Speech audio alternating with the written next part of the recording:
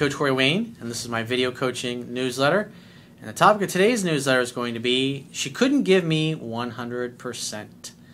Well, I've got an email here from a guy who was his girlfriend of 3 years, dumped him recently, and basically communicated that she was aware, didn't feel it was fair that he was putting in more of an effort than she was, and so she decided that they needed a break from their relationship. So he started following what I teach. Now the girl's back in his life. They're kind of hanging out, having fun, and hooking up occasionally. But he says he's pretty certain he thinks that she's dating someone else. But she claims that she's not, even though her behavior is kind of the behavior of somebody that's got somebody else on the side. She said he better not be dating and sleeping with anybody else. But the caveat is she does not want to commit to being in a relationship with him right now. Yeah, it makes a lot of sense, right? In other words, he's got to put his personal life on hold. They're hanging out, having fun, and hooking up. They have to be exclusive, but she doesn't want to be exclusive. Makes a lot of sense, right? So I have a quote that I wrote, and I'm going to go through his email. And the quote says, "Successful relationships are based upon mutual effort, admiration, and respect. They are also based upon self-respect and self-love. You should always pay attention to the level of effort all people are making or not making who you are in relationship with. Unbalanced relationships often have one person doing more of the taking and the other person doing more of the giving. Self-respect and self-love will not allow a relationship to become too one-sided and unbalanced for too long without standing up for oneself. People will treat you how you invite them to and by what you tolerate." So, let's take a closer look. He says, "Hey Corey, how's it going?" "Well, since you asked, it's going fucking awesome." What do I always say? Fucking awesome. It's all because that's how I choose things to be. A very wise teacher once said, "In my world, nothing ever goes wrong." Why? Because he makes a conscious choice to give meaning to everything that happens in his life as happening for a reason, for his best growth, and so he can fulfill his life's purpose. And when you look at things that way, you never are the victim of anything. You're never a victim of circumstance. Everything happens because it's a result of your thoughts, your actions, your intentions, and it's a gift and something that you should learn from and grow from. So when anything happens in your life, you should be looking at it and go, what's good about this? What can I use from this? How can I learn from this? How can this make me a better human being? How can the lessons that I'm learning from this, how can taking those lessons, adapting my approach because of those lessons I've learned, help me get closer to where I want to be in life? Again, just like I say often, that something I learned from Wayne Dyer many years ago. When you change the way you look at things, the things you look at literally change. You get what you focus on in life. I just want to say I love your work and all you have to say. I was with my girlfriend for 3 years and everything was great up until a month ago. I could tell things weren't exactly great anymore, and that's how I came across your work. She said she felt bad that she couldn't give me 100% and felt bad that I was putting in all of the effort. So in other words, you were over pursuing.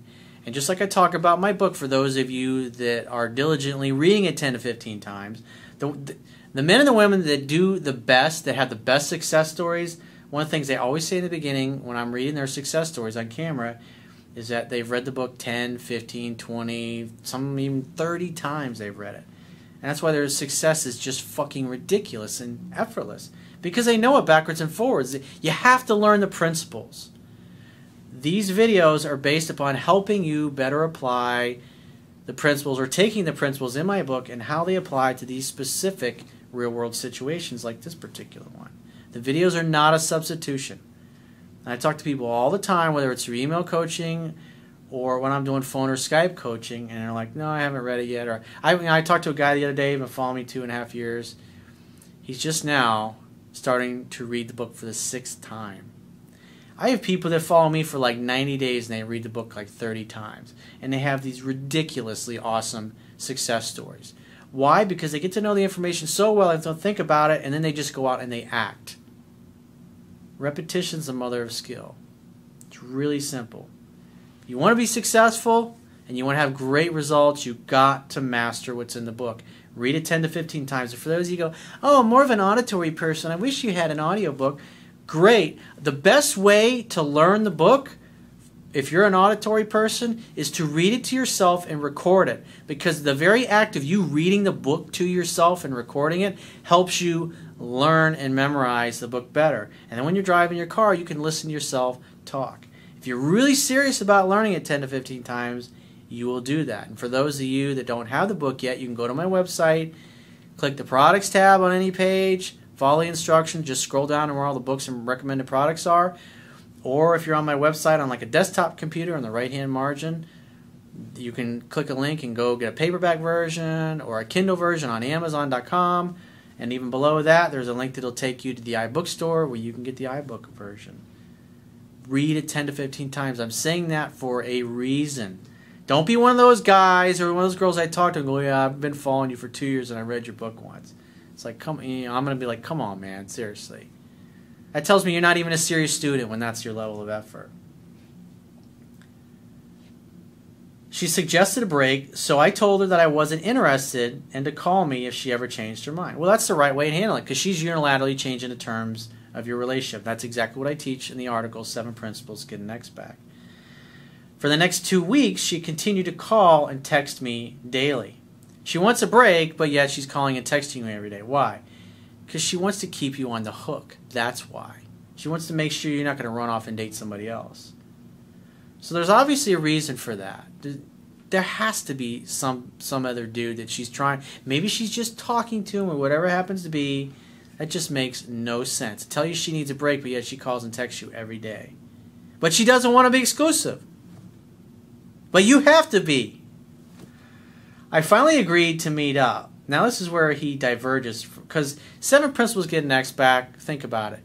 If you're the dumpy, in other words, if you're the one that got kicked to the curb like you were the trash, well, that other person needs to earn another chance with you. It ain't the other fucking way around. If they ditched you, they must come to you on your terms. They must prove that they're flexible by agreeing to come over and hang out, have fun, and hook up 3 times at your place in a row, making dinner together. The only effort that you're going to make on those 3 dates is the effort that it takes to get up off your ass and walk to the fucking front door and let them in your house. That's as far as you're willing to travel for a date when they are the ones that dumped you. For 3 dates in a row. That's it. No going to meet them. No mutual territory. No fucking way. No going to their house. They must come to you. They need to be the ones that grovel. Not that you're going to expect them to grovel, but if they're going to earn another shot at you, they must come to you. You don't go to them. That is a weak position. They shit on you and you drive to them? No, thank you. You must earn. I'll let you come and hang over at my house and maybe even make me dinner. But I'm not fucking traveling anywhere. So again, the only distance you're willing to travel is the distance that it takes from you to go wherever you are in your house to the front door and let them in. If they come over 3 times in a row and you hang out and you have fun and you hook up, then after that, if you want to drive and go pick them up or meet them out for a date, then you can start doing that. But only after 3 dates in a row of them being flexible and doing what you want. That's how you take your power back. It's being a smart negotiator.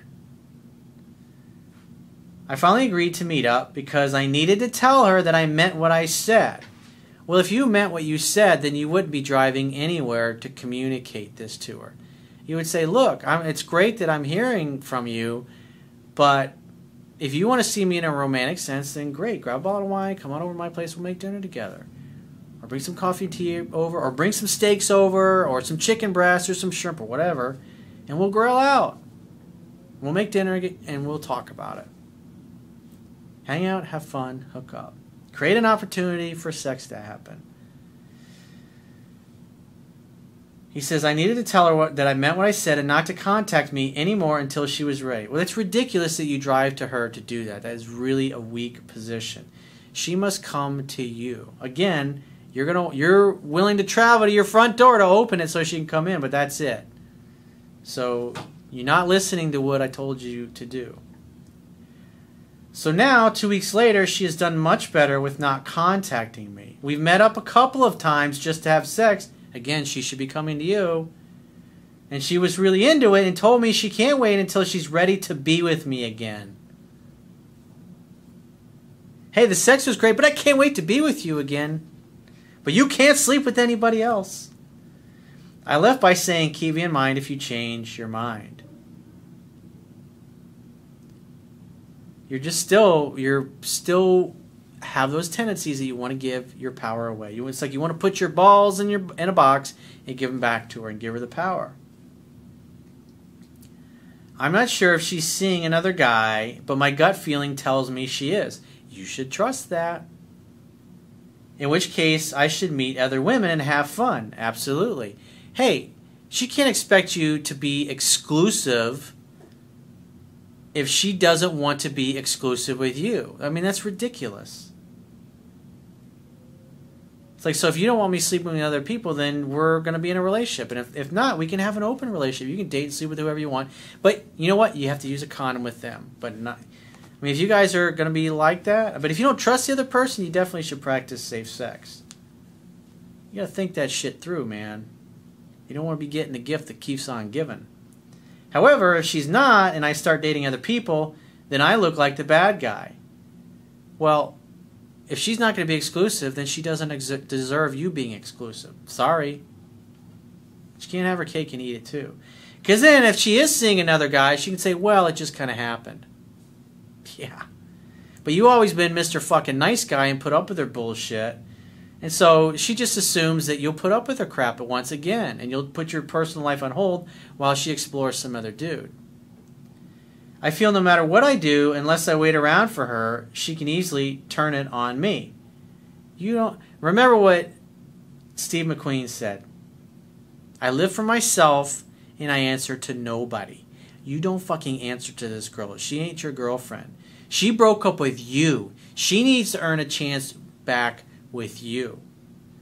And so next time she says, well, you can't sleep with anybody else, you got to say, I can sleep with whoever the hell I want if we're not exclusive. It's like, this is the most ridiculous thing in the world. You telling me that I have to be exclusive and faithful to you, but yet you don't want to be exclusive and faithful to me? That makes no fucking sense at all. I don't think so. It's like you want me to be your friends with benefits on the side, and while you explore, I don't know what you're doing when we're not around. Something doesn't sound right. What you're telling me, it smells like fucking bullshit. And if it walks like a duck and it talks like a duck, more than likely it's a fucking duck. Quack, quack. She's made it very clear that she isn't seeing anyone, and then I better not either. Or what? I don't know, man. My gut says differently. If she isn't seeing another guy currently, then I'd like to get her back, but I just don't know at this point. Any suggestions on what I should do next? You should do whatever the hell you want to do. That's what you should do. And when you hear from her, make the next date. Let her do 100% of the calling, texting, and pursuing from now on. But again, if she brings up, oh, I'm not dating anybody else, just say, you know what? Well, you don't act like somebody who's not dating anybody else. It's like you want me to be exclusive with you and faithful to you, but yet you don't want me to be in a relationship with me. It's like, that doesn't make any sense. That tells me that you're dating. Maybe you're not sleeping with other guys, but it tells me that you're exploring other options out there. And the bottom line is, if we're not exclusive, you can date whoever you want, and I can date whoever I want. And if you don't like it, I'm sorry. You're the one that broke up with me. I was faithful to you for 3 years. And if you don't like it, then you should want to be exclusive with me. And if you don't want to be exclusive with me, then don't bitch about me dating other people. Sorry, fair is fucking fair. I'm not a sucker, and I'm not fucking stupid. I'm an awesome guy, and you should be glad that I'm willing to give you another chance after you broke up with me after 3 years with this bullshit nonsense. You need to take your power back, dude, and stand up for yourself. Because it's obvious that this woman has always intimidated the shit out of you and gotten her way with you, and you've always been all too happy to go along with it. But obviously in this case, you know that something is up.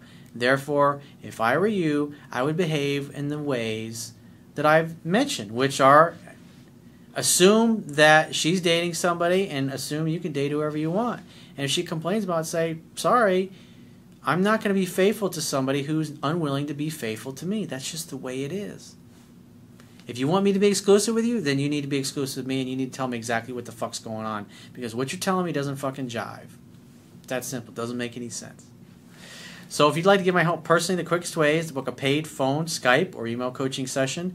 You can choose any of those options by going to my website, clicking the products tab at the top of your screen, and just follow the instructions for booking whichever option works best for you. And I will talk to you soon.